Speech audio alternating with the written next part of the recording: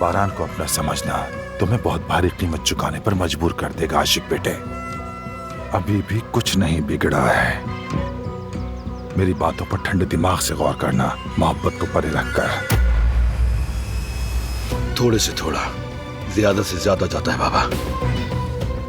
मैं अब तक की तमाम गलतियों की कीमत अदा करने को तैयार हूं, ये बात ज़हन में रखें। लेकिन बाबा, क्या आप भी तैयार हैं? मुझे जलाने वाली आग आप तक भी जरूर पहुंचेगी। सोचे फिर क्या होगा जब खानदान के खिलाफ आपके किए गए करतूत सामने आएंगे कि आपने किसकी पीठ पर खंजर घोंपा, तो फिर क्या होगा? हाँ,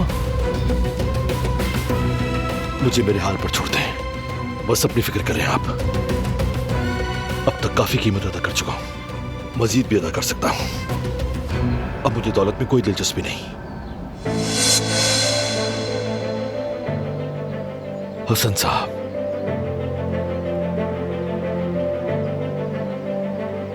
जब सब कुछ बेनकाब हो जाएगा तो आपका क्या होगा? बस ये सोचिए।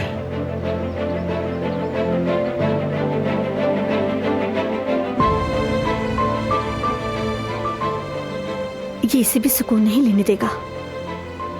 फिर जहर उगल रहा है।